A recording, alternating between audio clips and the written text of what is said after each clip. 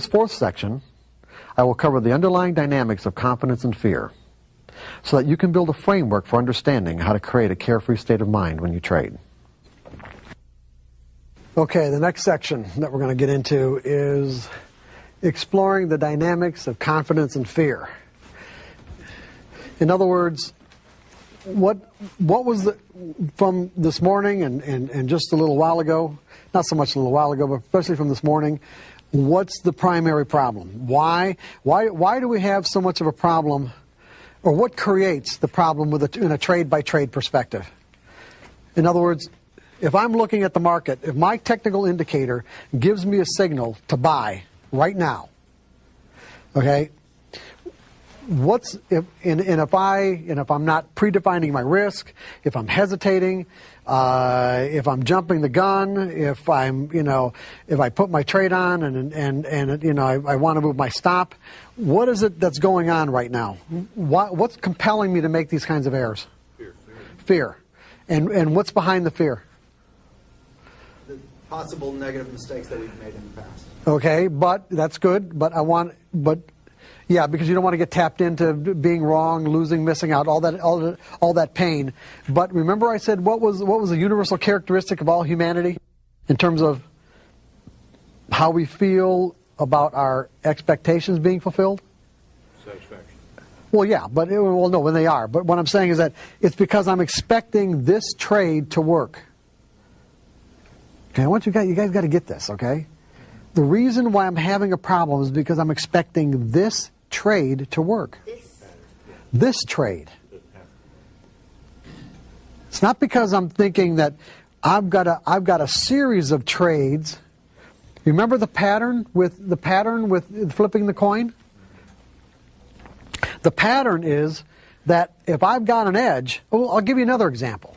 Let's say that I've got a coin that's weighted heavier on the tail side, so that it's going to come up on a percentage basis 65% of the time heads. And I get someone to take the other side of a bet where I get to call the flip every time. What am I going to do? When tails is going to, 35% of the times tails is going to come up.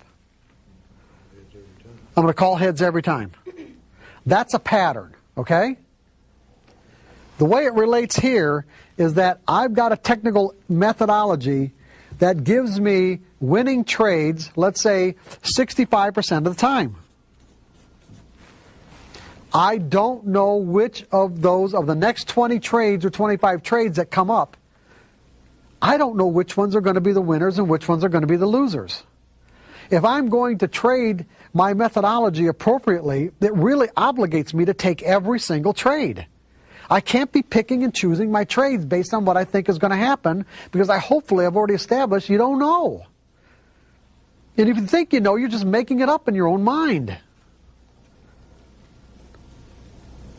I'm going to repeat that. If you think you know, you're just making it up. Is everybody all right with what I just said? Yes.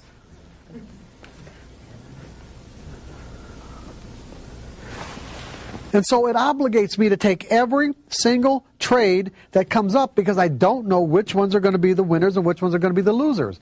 It means that if I'm having problems, it's because I have a certain expectation about this trade, or about this trade, or about this one.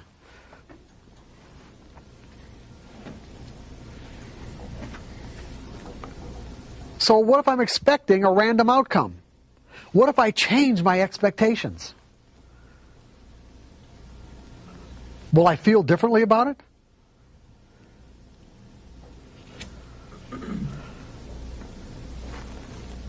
If I change my expectations, will I feel differently about it?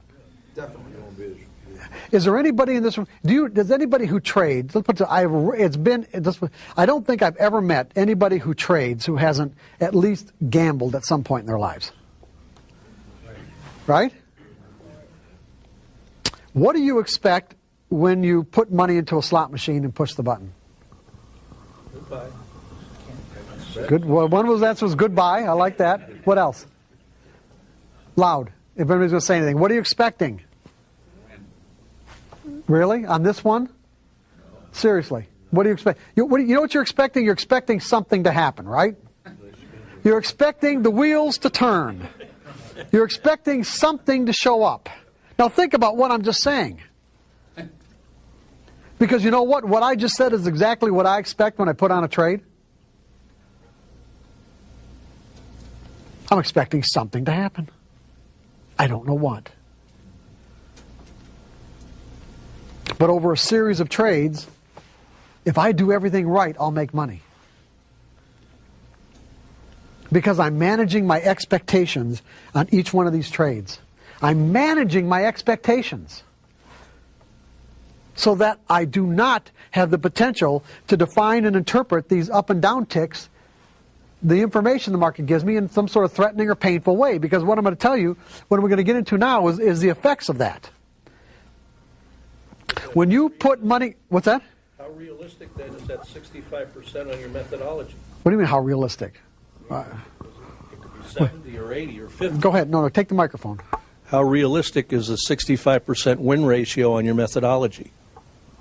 I'm not understanding the question. How realistic is it?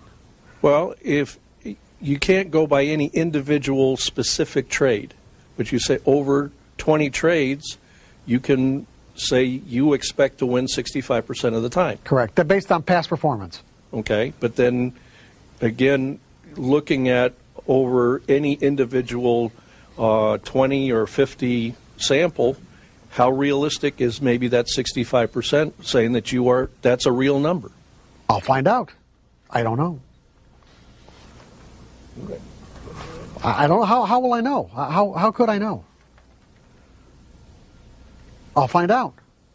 That's why you trade in sample sizes that are limited. In other words, I don't make an assessment of how well it's working until after the end of a sample size. If at the end of a sample size I get a high enough percentage of winning trades where I'm satisfied, then I'll take another sample size. If I don't, then I'll find ways to tweak my indicators to improve my results. So if you're to say, how realistic is it? I have no idea of knowing what's going to happen in the future. And when you get right down to it, it is possible. Would it not be possible for me to start a sample size that trade won and end up where every single one of them was a loser? Am I going to know that in advance? And see, that's where paper trading is so critical, is that by paper trading, you will get a realistic assessment as to how well your edge works. And people have no problem paper trading.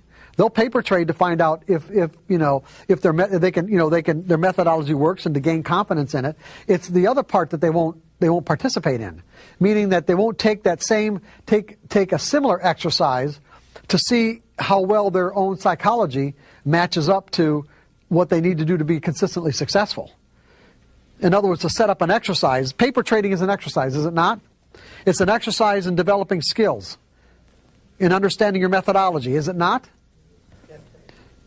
So wouldn't it be just as reasonable to set up an exercise to learn how to execute properly, so you manage your expectations? What do you consider a proper sample size? 20, 25 trades.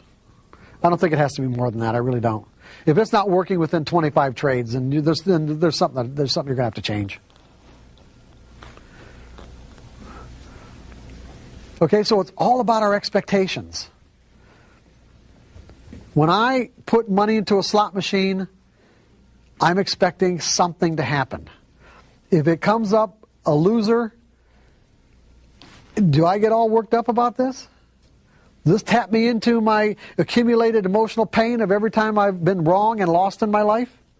I mean, look at it. There are people who trade and because of their expectations, make every error in the book and can't make consistent money.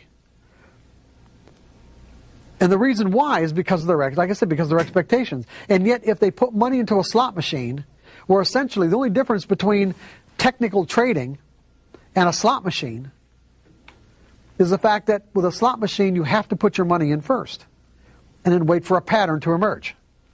With technical trading, you have to wait for a pattern to emerge and then technically put your money on the line.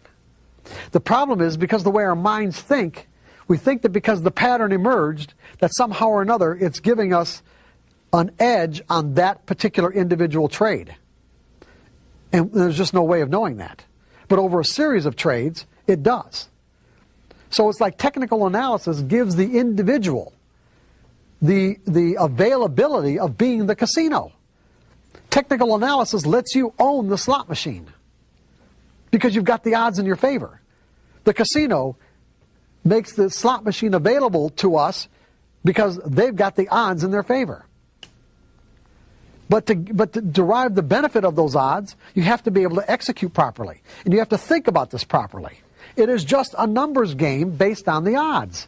That means that you can't put an extraordinary, let's say an extraordinary amount of significance on each individual trade.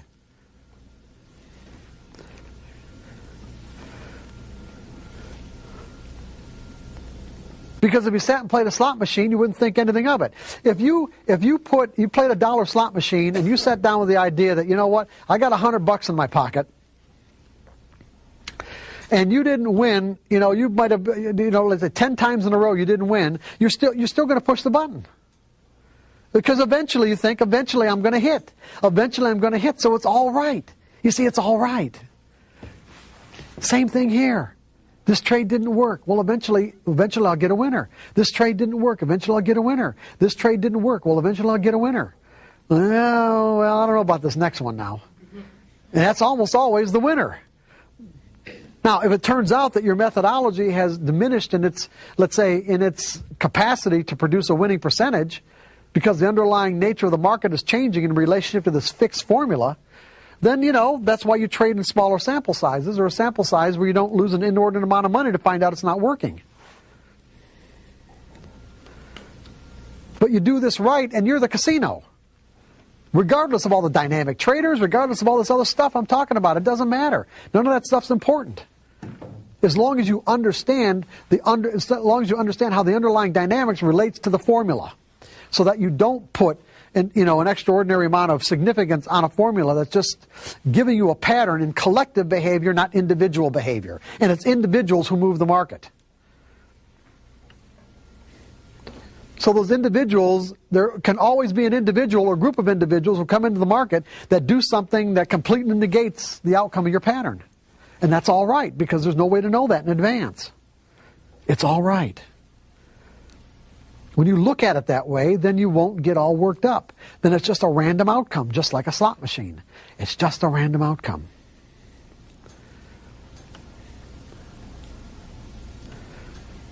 Because that's what you're expecting. You expect a random outcome, you got a random outcome, and there's no emotional significance.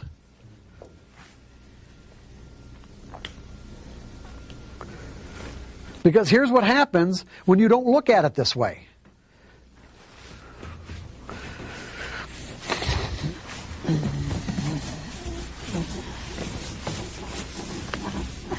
Let's take a typical trader who's operating out of the 4 fears.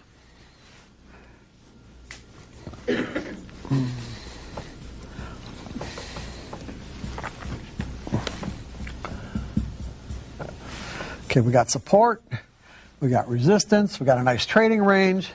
The market's coming down to support. Okay? Now, the typical trader operating out of those 4 fears, the fear of being wrong, the fear of losing money, missing out, depending on the intensity of these fears in a given moment, he might have a hard time putting that trade on. Right? He's got a viable pattern. All that happened here is that when the market, he had an imbalance in conviction. Remember, all price movements are a result of an imbalance in conviction. The markets came down to this point right here. There wasn't one person in the world, not one, I'm going to say this, not one person in the world, in the whole world, that would take out the bids to offer this market one tick lower than this price right here. Not one. Okay? And then all of a sudden there's an imbalance in conviction where there are more buy orders and sell orders that drives the price up to here, and the same thing happens, drives the price down to here, same thing happens here, here. Now it's coming back down. Now from my perspective, I'm looking at it like this. How much room do I have to give the market to tell me that the people who bought here and the people who bought here are going to come back into the market and do it again. Because right now there's an imbalance in conviction on the sell side. That means that enough orders, buy orders, have to come into the market to absorb all the offers, to absorb all those offers, with enough left over to create upside movement. Do I have any way of knowing whether or not they're going to come in? No, I don't. But the odds are in my favor. At least I hope they are. In any case, I'm willing to risk a certain amount of distance from my entry point to find out. That's all it means to me. If they don't come in, it means, you know what, the guys that bought here and bought here, they might be out to lunch. And that happens. I am not kidding you. I know that for a fact. I've experienced it. Because I intimately knew, you know, a lot of the big traders in certain markets that would buy here. And I'm thinking, okay, they're coming back in, and they were out to lunch. Say, hey, where were you guys?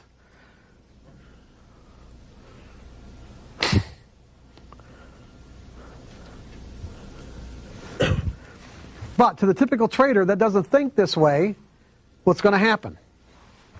If he manages to get the trade on, it's going to be because he thinks he's right. Because he thinks he knows what's going to happen next. Right? And he's not going to put in a stop, because to predefine his risk, how much money does he have to, how much room and dollar-wise, how much room, distance, of the dollar value of this distance that he has to give the market to tell him that this trade is either working or it's not. Or that to let it go any further isn't worth finding out. That's all it means to me. But he's not going to think that way. He's going to think, by gathering evidence that this trade might not work, he might be talking himself out of taking it. And so by the time he actually manages to get this order in the market and buy somewhere in here, he has convinced himself that he's right. Now remember I said earlier, and I think I just said it once so you might not have gotten it, that fear has an effect on the way we perceive information. When we're in a state of mind of fear, we are perceiving information in a threatening way. In other words, we're having an expectation of pain. And remember I said that to experience emotional pain, there's two kinds of pain: physical pain and emotional pain. Emotional pain requires an interpretation. The up and down ticks that the market offers us are not inherently pleasurable or painful by their nature. There is such a thing as painful information. I mean, painful from the environment's perspective. If someone's hurling insults at you, their intent is to cause you emotional pain. But that doesn't mean you're going to experience the emotional pain unless you interpret it that way. If they're hurling insults at you in a foreign language that you don't have the slightest idea about what they're saying, it may look to you like they're saying something that isn't so nice, but then again, you don't know what the words are, and so what do you feel? Nothing. The interpretations come from our beliefs. The interpretations come from our mental framework. In other words, the pain's already inside of us. All the words are doing is tapping us into it. Once we learn how to manage our interpretations, we can manage the way that we feel. We can actually determine how we feel in our own state of mind. So this trader, he's operating out of a fear of being wrong. So, like I said, he convinces himself that he's right. That's the way he gets the trade on. So let's say the market...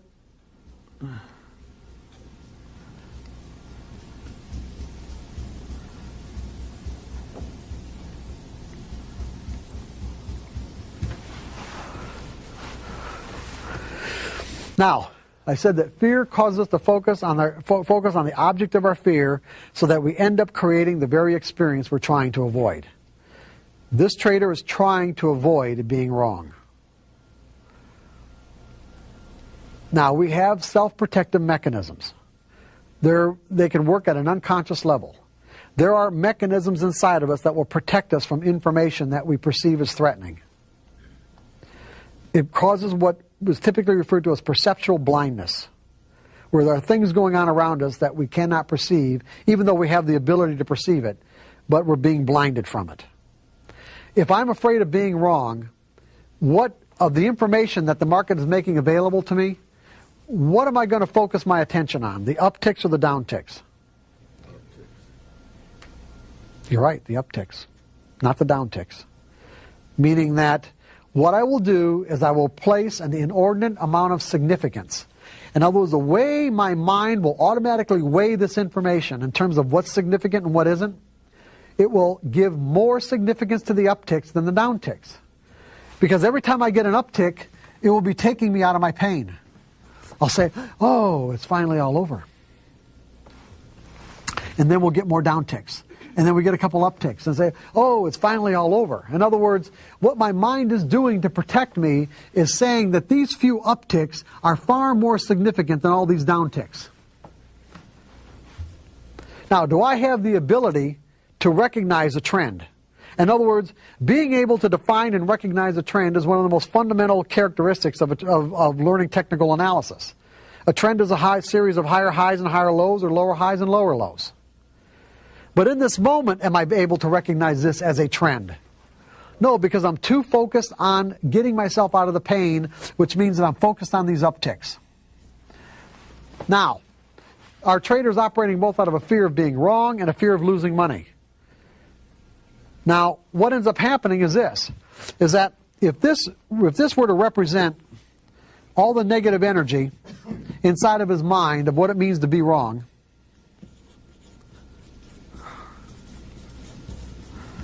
there's also negative energy inside of his mind about what it means to lose. And as the market moves further and further against his position, his belief about losing will start to gain more and more significance and start to rise to the forefront of his consciousness and make itself known, make its presence known, until finally he gets to a point where he cannot stand losing one more dollar. And that one more dollar, in essence, is when the pain of losing one more dollar is 1 degree greater than the pain of admitting that he's wrong. In other words, when this pain is greater than that pain by 1 degree, he'll get out of the trade. That's when he'll admit that it's a losing trade and get out. You guys with me on this?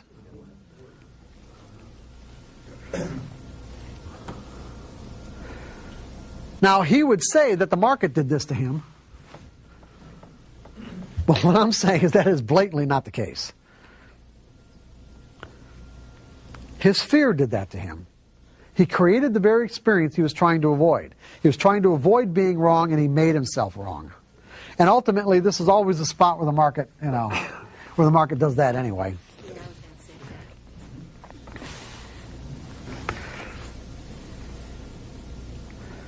You guys with me on this? Okay, now this trader gets out of this trade right here. He looks back at this chart pattern and why didn't I just go short? Why didn't I just go short?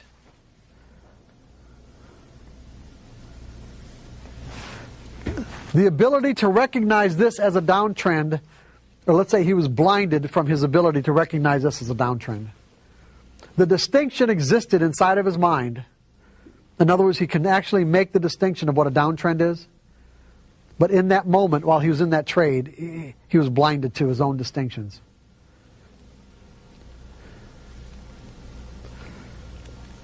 Because he was operating out of a trade-by-trade mentality. He was operating out of a trade-by-trade mentality. This trade took on the significance of life or death, just like any other trade that he puts on does. And to be a consistently successful trader, it ain't going to happen if you think that way. The pros don't think that way. Determine your risk. It either works or it doesn't, and go to the next trade. Determine your risk. It works or it doesn't, go to the next trade. That's all it is. That's the whole game.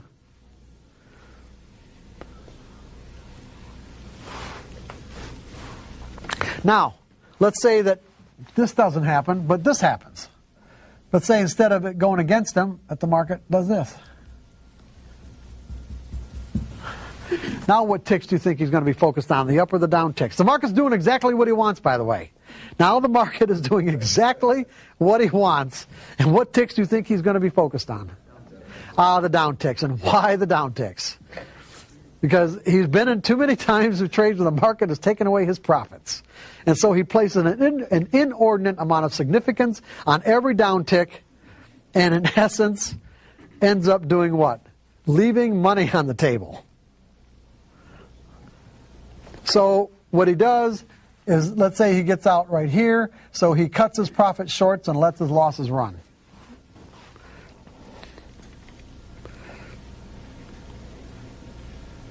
In Chicago vernacular, this is called shitting like an elephant and eating like a bird.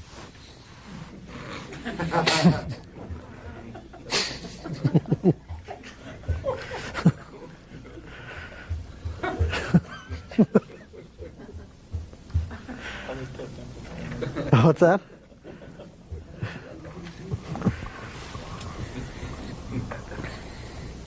Now, if this trader had a belief in a random outcome, that he didn't have to know what was going to happen next to make money, would he have these problems? What would he be expecting if he had a belief in a random outcome? That there was just a random distribution between wins and losses on any given set of variables that defined his edge.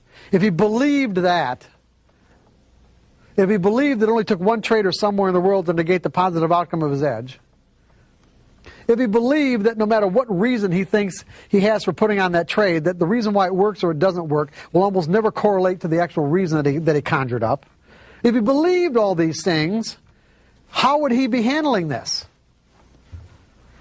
Come on, how would he be handling it? Tell me. Well, he would have a plan, or in my words, I like to use the word strategy. Okay. When he got into the trade, he's going to say that, okay, when it reaches this level right here, I'm going to get out. If it goes down to this level down here, I'm going to get out. Now, he may have ended up leaving some money on the table, but at least he's going to be in that percentage that he had already predetermined that's going to create him to be a winning percentage of trades. Would he have be saddled with the same emotional problems that he had if he was operating out of a fear of being wrong or losing money? No, because he didn't have any emotion in the trade. It's saying, hey, it's following my predetermined plan that I have in place. Right. And it either works or it doesn't, right? That's right. Because I trade from a series of trades perspective. I don't know what each individual trade is going to do.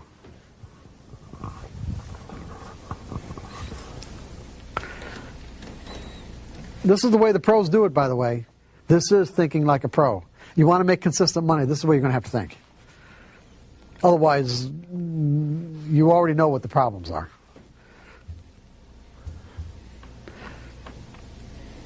Trading will take on a quality of being exasperating, because you can see the potential, and it seems like you're always just like that close from getting it, and you never get there. How we feel, our state of mind in any given situation is always real and the absolute truth. Now, I want you to make a distinction here. At any given moment, we're in a state of mind. State of mind could be any number of things. We have a lot of ways to define states of mind. It could be a state of mind of like satisfaction, dissatisfaction, happiness, joy, fear, terror. These are all states of mind. Confidence is a state of mind. As a state of mind, confidence, when I'm confident, I feel compelled to step into a situation. Compels to thrust me forward into an experience. Of course, if I'm fearful, then what am I doing? I'm pulling back because I feel threatened in some way. I'm perceiving the information that's available in that moment as threatening. But you got to remember, for me to perceive it that way, it means I'm interpreting it that way. But here's where people get real mixed up about this sort of thing. Is that the state of mind that we experience in any given moment is always the absolute truth.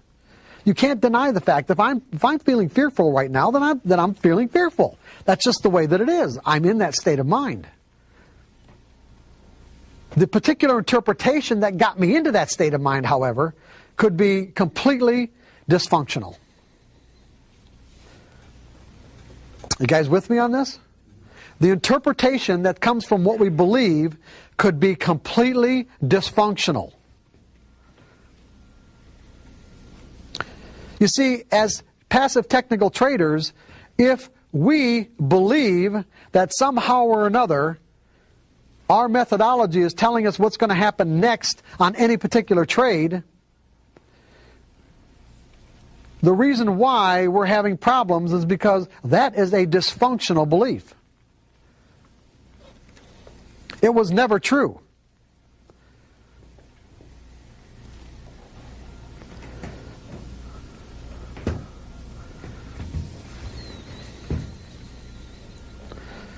Now, the states of mind that result from that belief are real. So, for an example, if I put on a trade and it turns out to be a winner, I think that I'm right. And as a result, I feel great.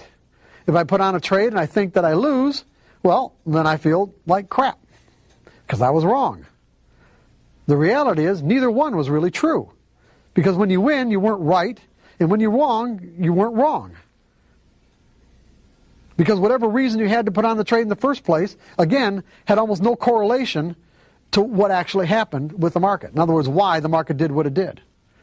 You just happened to put on a trade at that time that worked. And all technical patterns do, technical indicators, price patterns, is get you into a situation where there's a likelihood that when you get into that trade, it'll work. That's all they were ever represented to be. You understand what I'm saying? That's all they were ever represented to be. I'm not saying they don't get, screwed up somehow in terms of the way people represent them, but that's all that basically they ever were. It's not on a trade-by-trade basis. Now we're going to get into the last part of it. We're heading down to the home stretch, guys. Heading down to the home stretch. Are we all right up to this point? As far as anybody have any questions about fear and confidence and the relationships that we're talking about? That what we're talking about is the fact that we've got to, if we want to think like a pro so that we can experience the kind of results that the pros get, which are consistent, it means that we have to change our perspective from trade by trade to series of trades. Does anybody have any questions about that and why that's essential? So if you know that, why do we have to go to a series of trades perspective? Why?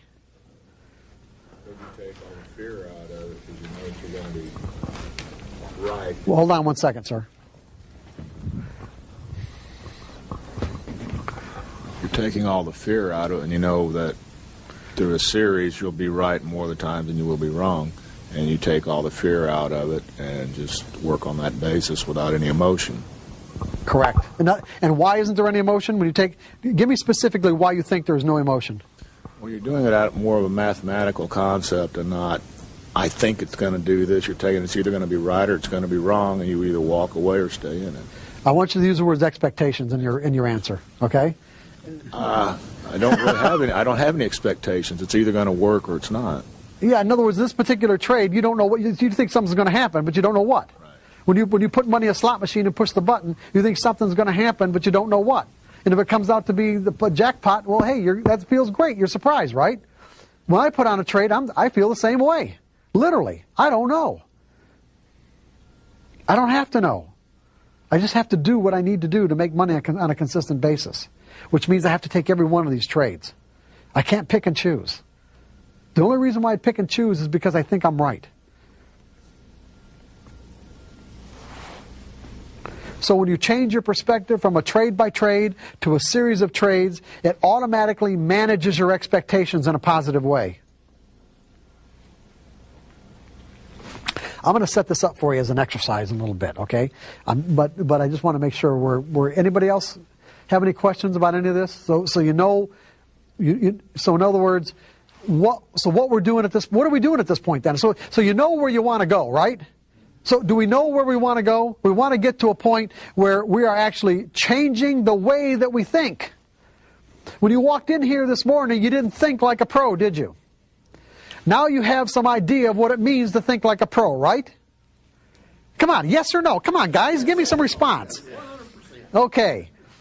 How are we going to get there? Now we might understand it. How are we going to get there? Well, the paper trading, yeah, sort of, but I'm not saying you just have the answers. I'm saying we got to have a way to get there, right? We have to have a series of steps to be able to get to this particular mindset, because what we're really talking about here is we're talking about changing the way that we think. Now, that can have some profound implications, right? No one seems to like to change the way that they think. Most traders have to go through the process. Remember this morning, the common thread between all traders who end up, being really successful is that they end up having to lose one or more fortunes of what they defined as a fortune to get to that point.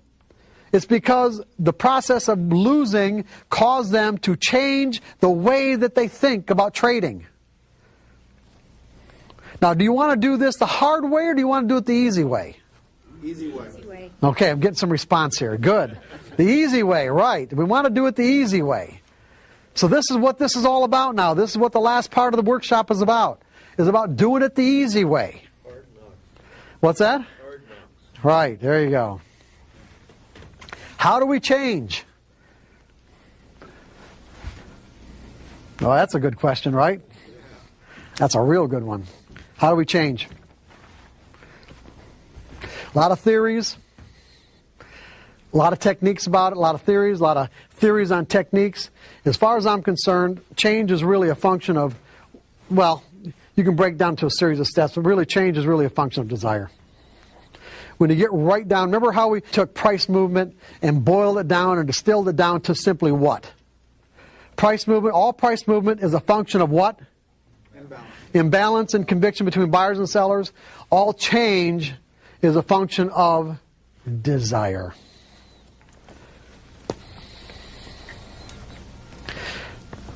If the desire is there, you'll find a way to facilitate the change. And it really doesn't matter what the technique is. Honest to God, it really doesn't.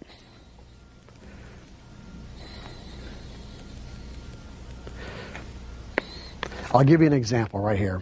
Probably one of the most extreme examples I could come up with. You can, by the way, what I'm going to read you right now, I got off of Yahoo. And you can go Google this kid and find out more about him yourself, okay? But as I read this to you, keep in mind how this kid accomplished this. Because the scientists that investigate this, they don't know. They can't figure it out. To me, it's easy. The kid's desire was so intense that he managed to find a way. This is Lincoln, Nebraska. Bryce Mellon is a whiz at video games such as Mortal Kombat. Is anybody familiar with Mortal Kombat? I'm not into video games, so well, not those video games anyway. Mortal Kombat, okay? Got some people. Is this a tough game? Yeah? It's challenging. Challenging, okay. In that regard, the 17-year-old, and he's a little older now, this was a couple of years ago. In that regard, the 17-year-old isn't much different from so many others his age. Except for one thing. He's blind. And as he easily dispatched foes who took him on recently at a Lincoln Gaming Center, the affable and smiling Bryce remained humble. I can't say that I'm a superhero, he said, working the controller like an extension of his body. I can be beat. Those bold enough to challenge him weren't so lucky. One by one, while playing Soul Calibur 2, which is another game, their video characters were decapitated, eviscerated, and without mercy by Bryce's on-screen alter ego. I'm getting bored, Bryce said in jest as he won game after game. Blind since birth, when his optic nerve didn't connect because of Leiber's disease, Bryce honed his video skills over the years through patient and not so patient playing, memorizing key joystick operations and moves in certain games while asking lots of questions, paying particular attention to audio cues. He worked his way up from games such as Space Invaders and Asteroids into modern combat games. I guess I don't know how I do it, really, Bryce said as he continued playing while facing away from the screen. Facing away from the screen. It's beyond me. I'm just quoting him. Bryce knows this much. He started playing at home when he was about 7. He enjoyed trying to play, but he wasn't very good at first, said his father Larry, but he just kept trying. He broke a lot of controllers. When the questions of broken controllers comes up, Bryce flashes a smile and just shrugs. I used to have quite a temper, he said. Me and controllers didn't get along very well. Now we get along just fine. While playing Soul Calibur 2, Bryce worked his way through the introductory screens with ease, knowing exactly what to click to start the game he wanted. He rarely asked for help. Once the game started, he didn't need any help. How do I move an exasperated opponent, Ryan O'Banion asked, while doing battle, which his character was frozen in place. You can't, Bryce answered before finishing him off. That's what happens. That's why I don't play him, O'Banion said after his blood-spattered character's corpse vanishes from the screen. How Bryce became so good is a mystery to his father. He just sat there and he tried until he got it right, Larry Mellon said. He can't ever complain to me or anyone else about how hard it was. Bryce hangs out any chance he gets at the Dog Tags Gaming Center in Lincoln, opened last month. Every now and then, someone will come in and think that he can beat the blind kid. That attitude doesn't faze Brian. I'll challenge them maybe if I feel like a challenge, he said, displaying an infectious confidence. I freak people out by playing facing backwards. There's nothing he likes better than playing video games. He will be a senior in high school next year after graduation. He plans a year off because he wants a break from school. And when he goes to college, he wants to study, what else? Video game design. This is just an extreme example, but I think a really good one, that all change is a function of desire. If you want it bad enough, you'll find a way to do it. If you want to be able to think in probabilities because you want to be consistently successful, you will find a way to do it. I'm going to give you ways, but what I'm saying is that you will find a way. If you don't, then it's that simple. You won't. It's like almost every, let's put it, the traders, when I was doing coaching, the traders that I worked with fell into the 2 basic categories, and there almost wasn't anybody in between. The first category would be traders who were already consistently successful. They already knew how to win, and what they wanted was fine-tuning. So they'd go to a trading coach like myself to find some really creative ways, let's say, to fine-tune themselves where they can actually make more money than what they were already making. And then the other category was desperation and I'll do anything. The all do anything. Everyone in between, no way.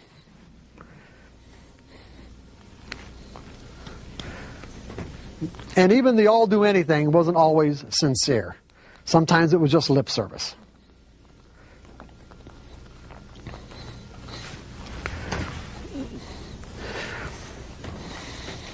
Change is also a function of the degree to which we change, is also a function of the clarity of your intent. In other words, you can have the desire, but your intent has to be really clear. Because when you think about the whole concept of changing, what you're really saying is that I'm willing to let go of a certain portion of my identity, in a way. Of some part of myself that, I obviously operated out of for X number of years or months or whatever, maybe put a lot of energy into, and you got to be willing to let that go. Is it even possible to change a belief? How about it? Is it possible to change a belief? Yes. I mean, it happens all the time, does it not? Yes. Is there anybody in the room who did not grow up, this is just a simple example, a simple illustration. Is there anybody in the room who did not grow up with a belief in Santa Claus? Is it most everybody did? Just an example. If you believed at some point in your life in Santa Claus, where's that belief now? What happened to it? What happened to that portion of your identity? Because if we were all children, if we were all 4 and 5 years old, and someone knocked on that door and said Santa Claus is out in the lobby, we'd probably be jumping over each other to get there, right? And it was that belief, the energy inside of that belief would compel us to express ourselves in a particular way, a way that was consistent with the belief. If I believed in Santa Claus and someone said and gave me information and said Santa Claus is in the lobby, I'm going to be jumping over these tables to get there. as a 4-year-old. Now, as an adult, someone knocked on the door and said Santa Claus is in the lobby. I'm sure I'd just ignore him. Where did my belief in Santa Claus go? What happened to it?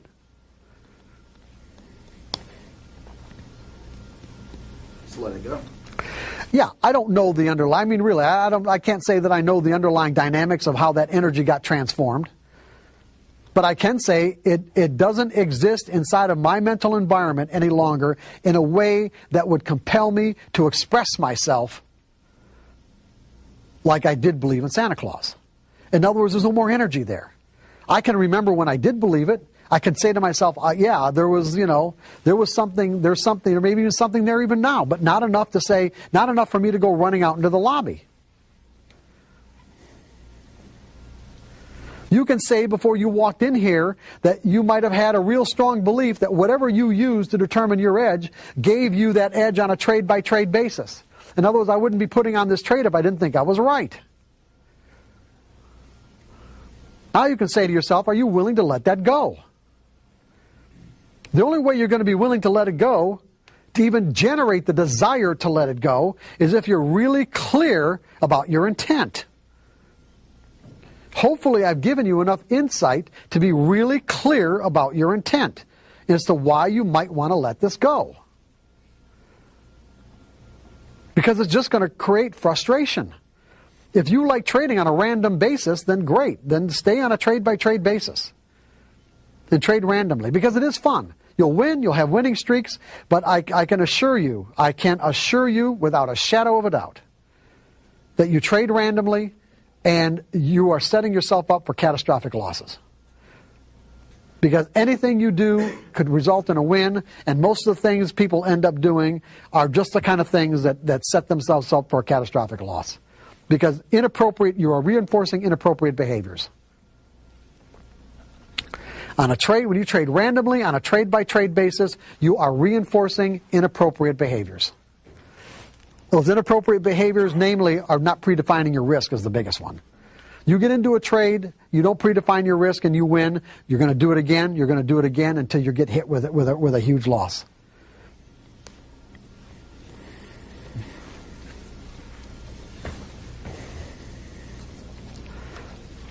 And sometimes those are really hard to recover from. And in fact, for most people, they're almost impossible. Not that you can't, it's just that they just don't have the resources for it, nor do they have the desire or the inclination to do it. They just walk away.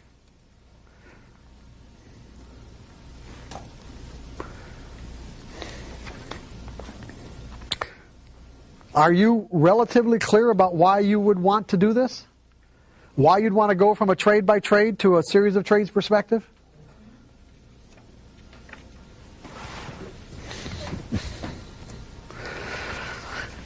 Sincerity. See, you need the desire, you need the clarity, and you need the sincerity. It can't be lip service.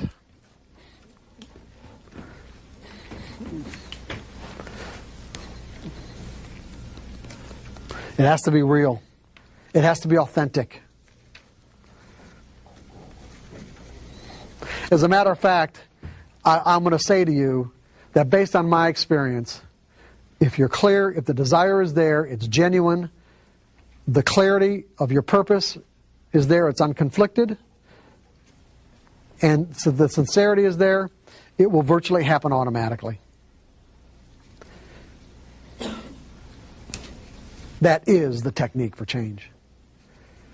What most people, the problem is that with most people it takes usually a series, let's say it takes using various techniques that are available, that have been created and thought up, that over a period of years they finally get to the point where they have the real desire, they have the clarity, and the real sincerity is there, and once all those are in place, the change happens automatically. And they would think that it happened over a period of years using techniques. But the reality is it just clicked into that, just finally the whole thing clicked into that one point where it's all there like the straw that broke the camel's back.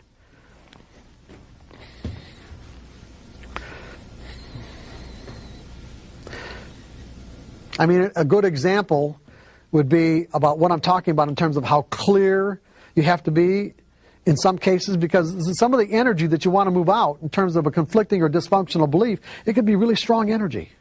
I mean, it could be pretty substantial. When you think about it, I mean, there are traders that I worked with many years ago especially that were really, hardcore technicians.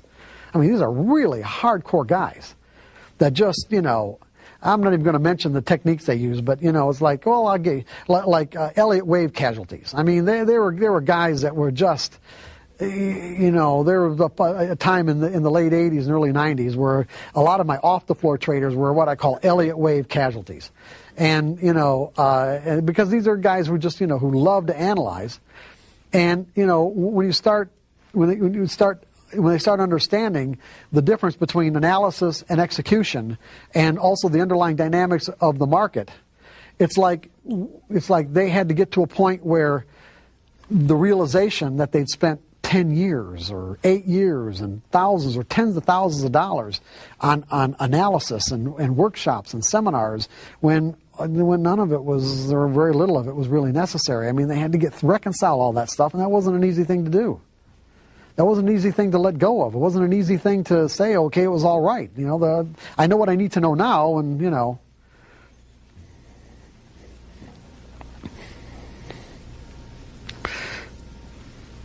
But how do you know what real clarity of intent is? Imagine yourself being held underwater. Imagine yourself being held underwater. And as your air starts to run out, second by second, it gets to the point where you believe that if you don't get a breath of air right now, you're going to drown. That is a point at which every fiber of your mental being is aligned 100% with your desire for that next breath of air. There's no conflict. There's no hesitation. There isn't anything that argues inside of you for anything else other than that next breath of air.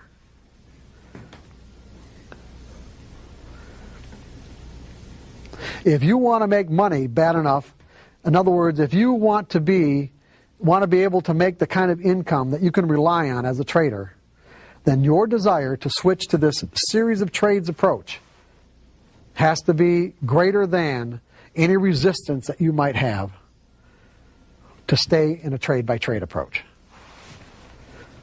Does this make sense? Absolutely. It does.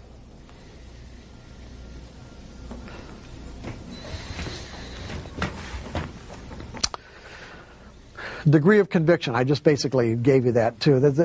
How much energy is behind your desire. Energy moves prices in the market. I mean, what moves prices? An imbalance in conviction. What does conviction imply? Conviction implies energy. Energy. I am not going to bid a price up to a next highest level unless I think I know what the hell I'm doing and that I can make the market go further, or someone else is going to come in and help me out. I have to have conviction to do the opposite of what it takes to make money, meaning buy high instead of buy low, or sell low instead of sell high. My conviction in the future has to be greater than the guy on the other side of the trade. Conviction moves prices. Conviction will move energy inside your mental environment.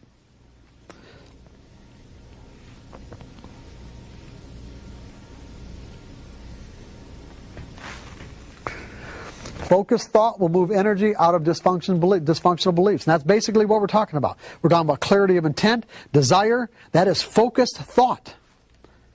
You know exactly where you want to go. You want to get to the point where you believe that there's a random distribution between wins and losses, that anything can happen, that you don't need to know what's going to happen next to make money. And that's the big one. I don't need to know what's going to happen next to make money.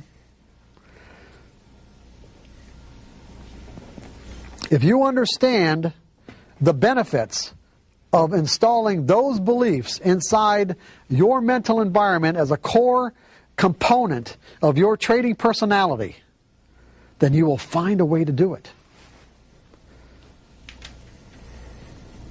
I'm going to give you away, but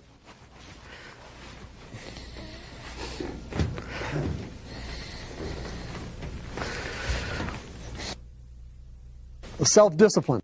Self-discipline I define as simply making a conscious commitment to pay attention to what you are thinking, saying, or doing in relationship to what you're trying to accomplish in any given moment.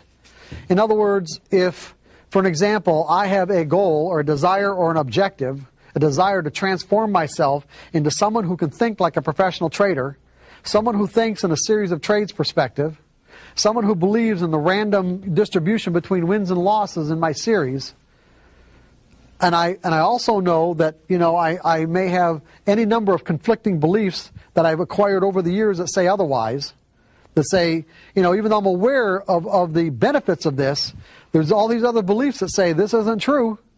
This is not who I am. This is who I am right here. This, okay, yeah, he seems to be making a lot of sense up here, but you know something? This is who I am.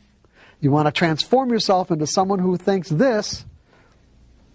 You can use self-discipline as a technique, which is simply my objective is to think in a series of trades perspective, start monitoring your thoughts, your words, or your actions to see that they're consistent with what it is that you want to accomplish. And then simply purposefully refocus when you find out that you're saying, doing, or thinking something that's opposite or not consistent with what you desire. And just constantly refocus. Eventually you'll get to the point where you are that person. A real good example of employing self-discipline is back in the late 70s, I decided I want to become a runner. And I can't tell you why, because I don't remember the reason why. I just got it in my brain that I wanted to do it. Now back when I was a kid, in high school and college, I was very active, played a lot of sports. But from that point on, my lifestyle was such that I ended up becoming somewhat of a slug. And I say a slug, just, I watched a lot of, my primary vocation other than working was watching TV. And so when I decided that, I wanted to become a runner, what did I do? I went out and ran. And I found out that I couldn't. I mean, I say I couldn't, I literally couldn't. I was shocked and astounded as to how out of shape I was.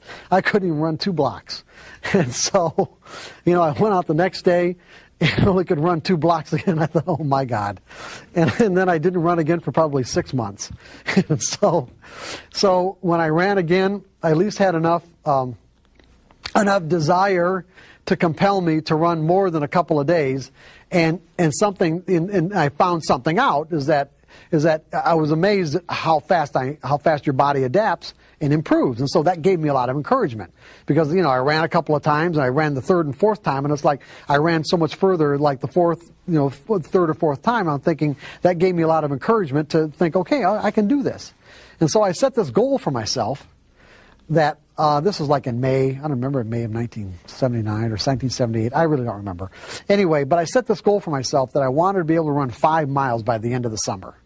And at the time, it seemed insurmountable. It really did. It didn't seem like it was even remotely possible to me, but that was my goal. And so I went out and, being kind of a methodical person, I went out and I bought a journal, a running journal, and a stopwatch, and of course the running shoes and all this kind of good stuff. And so set out to just start running, and immediately ran into a set of obstacles. And those obstacles had to do with like it wasn't a part of my identity, because every time I said, okay, I'm going to go and go running, okay, I'm going to go run. Well, what do you think happened? All these conflicting and competing thoughts flooded my brain like, okay, it's too hot, it's too cold, I ran 3 or 4 days ago, nobody I know, none of my friends are doing this, it might rain, and the biggest one, of course, was, I'll go after this program.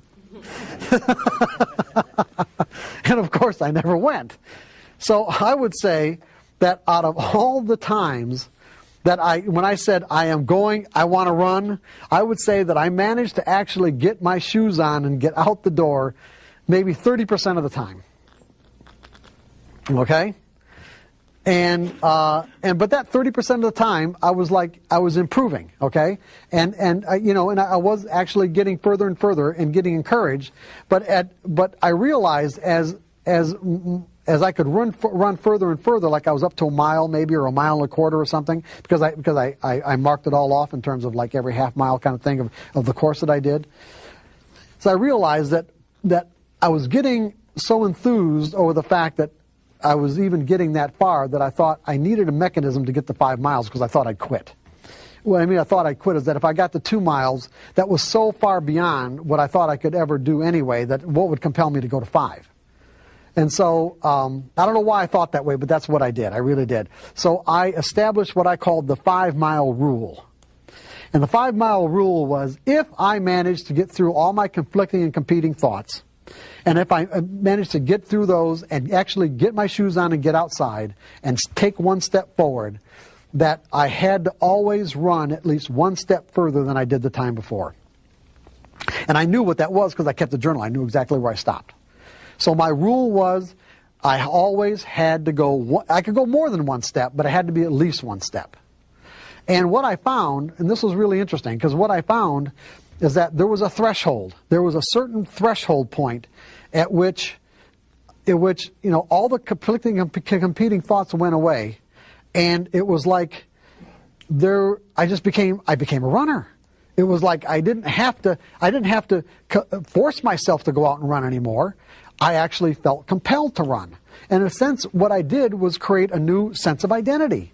Like some people might call it a habit or whatever, I just call it a new sense of identity. I actually established a belief that said,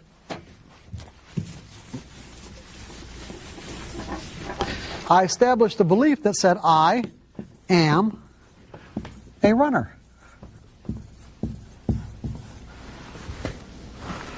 That's who I am. You see, it's like it was people, and then my friends and family, they all thought that I was really disciplined. Because that's what I say about, most people think discipline is a personality characteristic. I don't define it that way at all. I define it as simply a technique for change. Because when we see somebody doing something that we can't do, that we'd like to do, but we have a problem with it, we just naturally think that they have the same kind of problems and that they're being disciplined in doing it. And that's not the case at all.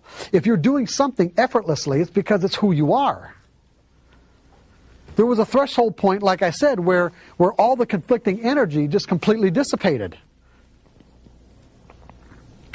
And instead of me having to consciously say to myself, oh, I'm going to go out and run, I actually felt compelled to run.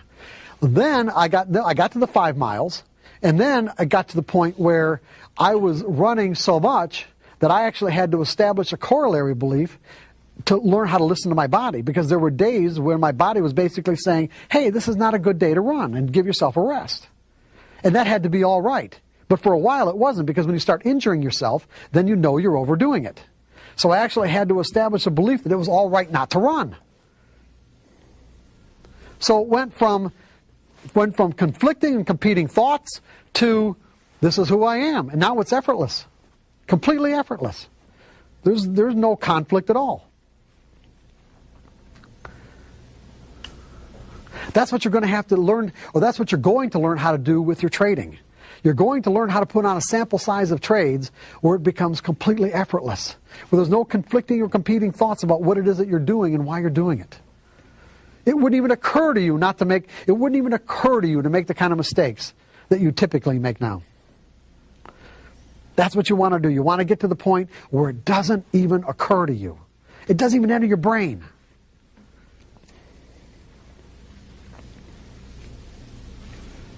Does everybody understand that example?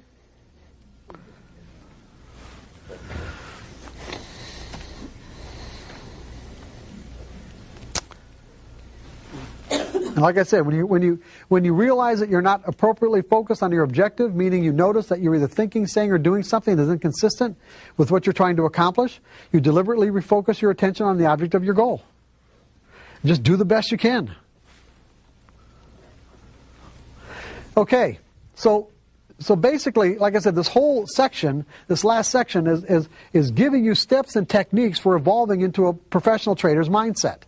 So what you want to do is you want to resolve. In other words, say to yourself, my desire is to be a certain way so that I can make a consistent income from my trading, something I can rely on. So I resolve to stop analyzing or trying to figure out if the current opportunity put on a trade is going to work. Resolve to stop doing that. And when you find yourself doing it, consciously refocus your thoughts that analyzing is not beneficial in any way. As a passive technical trader, you are dependent on the behavior of the traders to make your trade a winner, and you are using a mathematical formula or price pattern to predict what they will do. Math formulas or price patterns don't know the intentions, objectives, or reasons why the individual traders who are capable of moving prices behave the way they do. As a result, you will almost never know the real reason why any particular trade worked or not. There's nothing to analyze. There's just nothing to analyze. Nothing. There was back when I was in commercial casualty sales, there was a sales course that I bought by Zig Ziglar. Everybody know who Zig Ziglar is? Okay. And there was a part of this sales course where Zig Ziglar was talking about the exact right moment to ask a closing question to close a sale. And he said he's trying to get people to understand when that right moment is. And when you know where you're at that right moment, Zig Ziglar paused and there was silence, and then he screamed, "Shut up!" He screamed out much louder than that. "Shut up." The first person who talks loses. In other words, when you ask that closing question as a salesman, shut up and don't say a word, because if he said the first one who talks loses, and that was the truth. That worked. I found when I felt compelled to talk before he did, I didn't get the sale. And when I was able to keep my mouth shut and let them talk first, I did. What I'm saying to you is that when you get a signal from your methodology, stop thinking. There's nothing to think about. There's nothing to think about.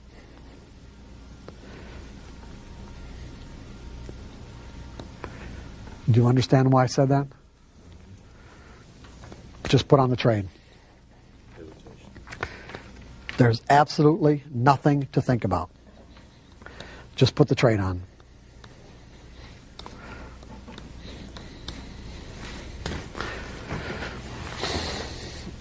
So you resolve to stop analyzing, okay? I resolve. I'm not going to analyze anymore. When I get a signal, I'm going to stop thinking. Resolve to learn the skill of trading without fear. In other words, manage your expectations by discarding the trade-by-trade approach in favor of a series of trades approach, which is what we've been talking about for probably the last half an hour. The pitfalls of a trade-by-trade perspective. Anything you do for any reason could result in a winning trade.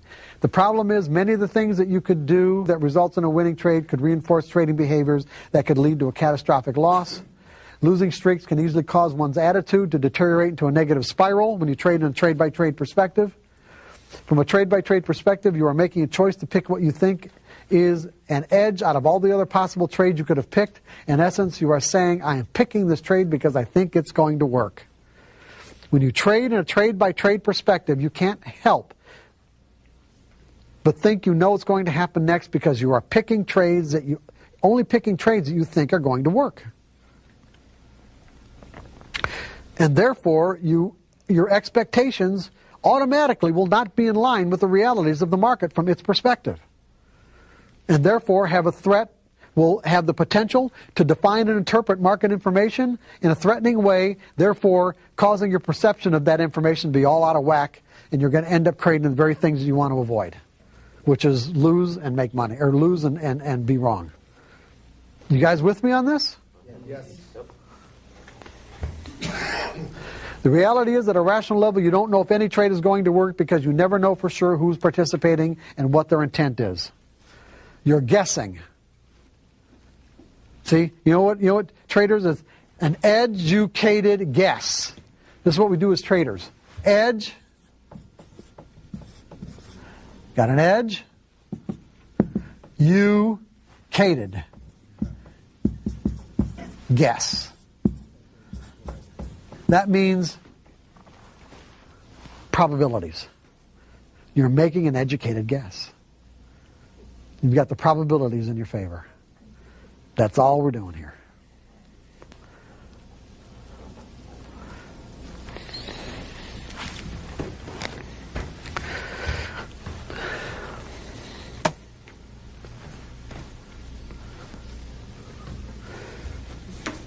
With a specific expectation of the outcome, any market information that doesn't conform to what you expect will be perceived as threatening. You will be trading with fear. If you win, you think you're right, and if you lose, you think you're wrong. In either case, you'll be setting yourself up to make a trading error on the next trade. Just think about what I just said. Regardless of what happens, if you're right, or if you're wrong, in either case, you're setting yourself up to make a trading error on the next trade. Because our minds have the natural tendency to connect the past with the present. If the trade was a winner, in other words, if you're trading in a trade-by-trade perspective, and you think you were right because you won, in other words, whatever reason you use, the market seemed to validate that reason. We know now that that just is not the case. If the trade was a winner, we're susceptible to, on the next trade, not predefining the risk. Well, the last one was a winner. I knew for that reason. I knew what was happening. Therefore, the risk doesn't exist. Not letting ourselves get stopped out of a loser. Jumping the gun because you're anticipating the signal. Over trading our position size. Not booking any profits because you think it's going to go on forever. Is this making sense to everybody? Yes. If the trade was a loser, you're susceptible to not predefining the risk because you're going to gather all the information that's necessary to make sure it's not going to be a loser this time. Otherwise, I wouldn't be putting it on. Right? You're going to analyze it to death. You're going to hesitate, get in late, or not get in at all. Take profits too soon, or revenge trading by not booking any profits. In other words, whatever the market's given you ain't enough. I got to have more. The last trade was a loser. I got to have more.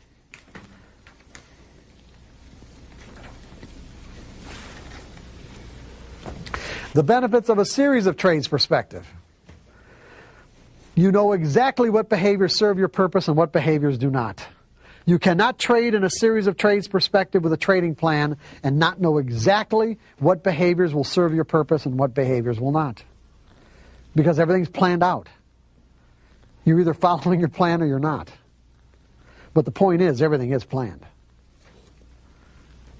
You are not picking individual trades, therefore, no one trade has any more or any less significance than the other. The next trade, this trade, they're all just trades. None of them have any more or any less significance. You will gain a sense of freedom to flow in and out of your trades without conflict because you are not living or dying on the outcome of any particular trade. By reducing the number of variables, you will be learning what works and what doesn't. By truly accepting that the outcome of this trade could be different than whatever happened the last time, you are positively managing your expectations. Now think about what I just said. By truly accepting. What does it mean to truly accept? It means that there's no other part of your identity or consciousness that is in conflict with accepting the fact, genuinely accepting the fact, that this trade could have a different outcome than the last one. If the last trade was a winner, it means that this trade could have a different outcome. It could be a loser. If the last trade was a loser, it means that this trade could have a different outcome. It could be a winner. You see, our minds don't feel like there's anything wrong with you by thinking in the previous way, because our minds are wired to think that way. Our minds are literally wired to connect the two. That's why it's so difficult for many people to break through into this ability to think in probabilities and to break into this threshold of consistency. Is because we're working in some cases against natural wiring. It is natural for our minds to say, if this is what happened the last time, if the circumstances are identical or similar this time, then the same thing is going to happen. What I'm saying to you is that you have to step into an exercise where you consciously disconnect the two. In other words, your whole purpose is to disconnect this now moment from what happened the last time. Because there is no connection. The reality is there's no connection. That's the truth. You just can't let your mind think that there is a connection.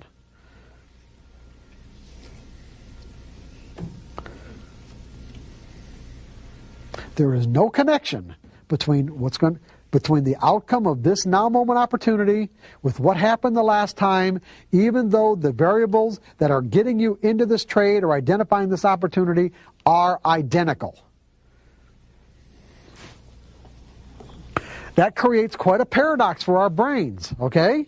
That's why people can understand the nature of probabilities. They can understand them, but they can't function from that perspective. You have to train your mind to function from that perspective. That's what separates everyone from the pros. Okay? You have to train your mind to disconnect. Don't let yourself think that there's any connection between now and what happened the last time. Because the reality is there is none. There really isn't. I don't care how identical it looks.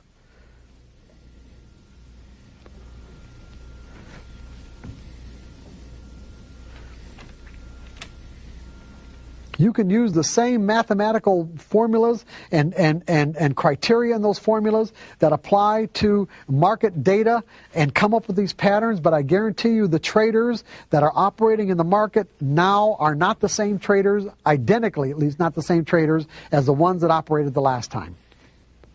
Therefore, there's no possible way that there could be a connection between now and then.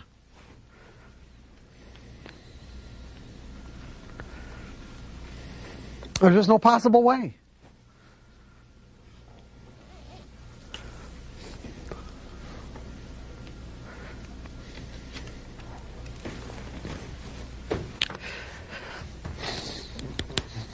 When you disconnect, when you make that disconnection, okay, you won't perceive market information as threatening. You'll eliminate the potential to make a trading error, and you will be aspiring to trade without fear in a carefree state of mind. Now that you understand that your technical methodology does not tell you what will happen next on a trade-by-trade basis, in this section I will take you through a step-by-step process that will integrate the principles of consistency as a functional part of your trading personality. Up to this point, we've talked about how we get into this mind